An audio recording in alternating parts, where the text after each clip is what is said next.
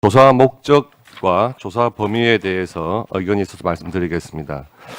먼저 조사 목적을 보면 이것이 조사 목적이 아니라 마치 조사 결론을 설시한 듯한 표현들이 등장하고 있습니다.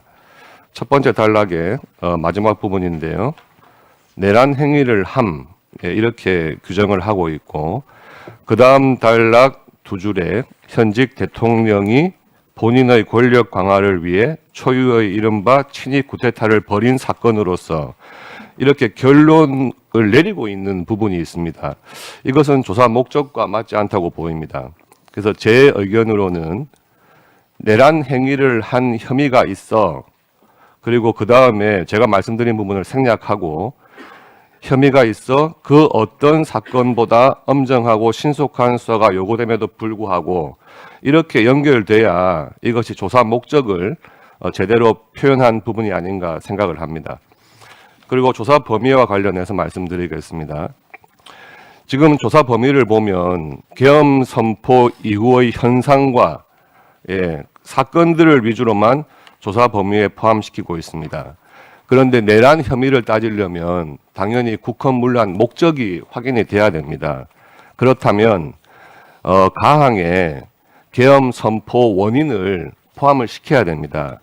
따라서 12.3 계엄 선포 전 사전 모의 여부 및 계엄 선포 원인 이렇게 규정을 해야 과연 국헌문란 목적이 무엇이었는지 확인도 할 수 있고 계엄 선포의 원인은 무엇이었는지에 대한 국정조사가 가능하다고 생각을 합니다. 그리고 조사 범위의 파항에 내란 종료 후 국무총리와 여당 대표 공동 담화 경위 이렇게 되어 있는데요. 이 부분 전체가 과연 이 국정조사에 합당한 조사 대상이 되는지가 의문이긴 하지만 이 부분에 대해서 포함시킨다고 한다면 내란 종료 후라는 표현보다는 계엄 해제 후라고 하는 것이 보다 더 객관적인 조사 범위를 표현한 것이 아닌가 생각을 해서 내란 종료를 계엄 해제라는 단어로 바꿔주실 것을 요청드립니다. 이상입니다. 네, 김병주 의원님. 내란 조사 대상 기간과 범위를 좀 더 빠진 게 있어서 제가 추가하고자 합니다.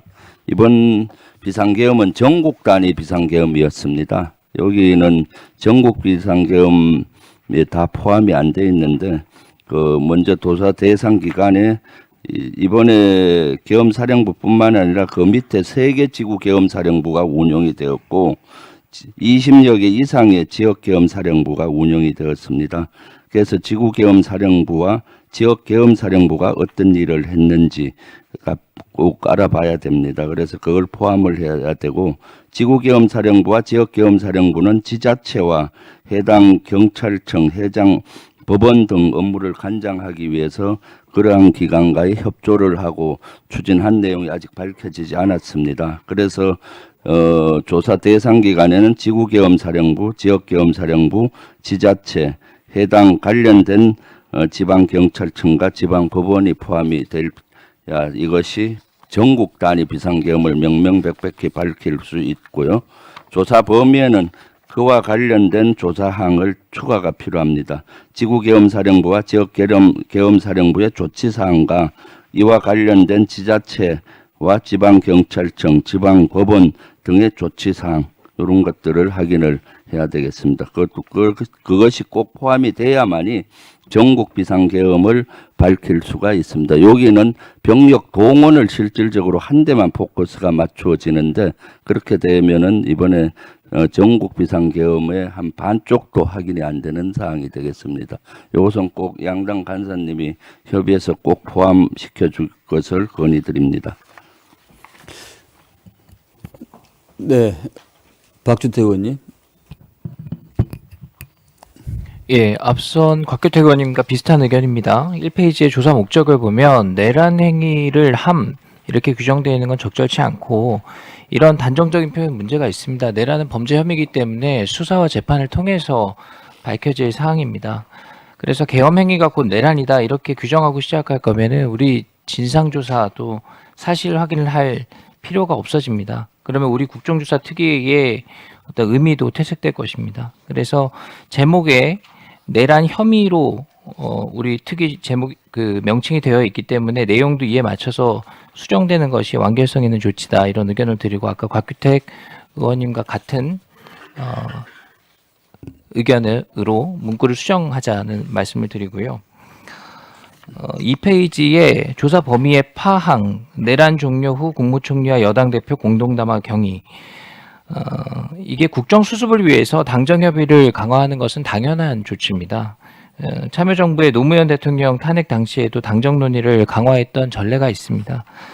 그래서 해당 조사가 우리 계엄행위의 진상규명과 어떤 연관성을 갖는지 불명확하고 또 조사 범위가 불필요하게 확장된 측면이 있다 저는 이런 의견을 갖고 있고요. 또 이미 여당 대표가 사퇴를 했고 총리가 탄핵이 돼서 그 의미가 크게 없다고 보여집니다. 그래서 파항은 삭제해야 된다는 의견을 드립니다. 예, 네. 이상입니다. 민병도 의원님. 이번 내란이 이제 구조를 보면은 비상계엄이 있었고 그 비상계엄이 위헌위법적이다. 그렇기 때문에 여기에서의 이러저런 실한 행위들이 내란이다라는 구조인데 윤석열 내란 피의자는 내란이 아니다. 비상계엄에 문제없다. 이렇게 대응을 하고 있는 상황입니다. 그래서 핵심은 이 비상계엄에 진짜 문제가 없었나 이것이 쟁점이 될 것인데 근데 비상계엄과 관련해서는 뭐 이렇게 돼 있는 거 아닙니까? 전시사변 그에 준하는 국가 비상사태에 있어서 병력으로서 군사상 필요에 응하거나 공공의 안정질서를 유지할 필요가 있을 때 여기에서 국가 비상사태에 있어서라는 전제가 나오는데 그 국가 비상사태가 있는 것으로 만들기 위해서 했던 여러 가지 행위들이 있었습니다. 뭐 예를 들면 뭐 어물풍선, 원점 타격이라든지 이렇게 국가 비상사태를 야기하려고 했던 그런 의혹들이 있는데 이 부분과 관련해서는 여기에 빠져 있는 것 같습니다. 계엄이 문제가 없었는지 있었는지 이 부분을 살피기 위해서는 국가 비상사태를 야기하고자 했던 그 의혹에 대해서도 조사 범위에 들어가야 된다는 것이 제 의견입니다. 네, 이상입니다. 네.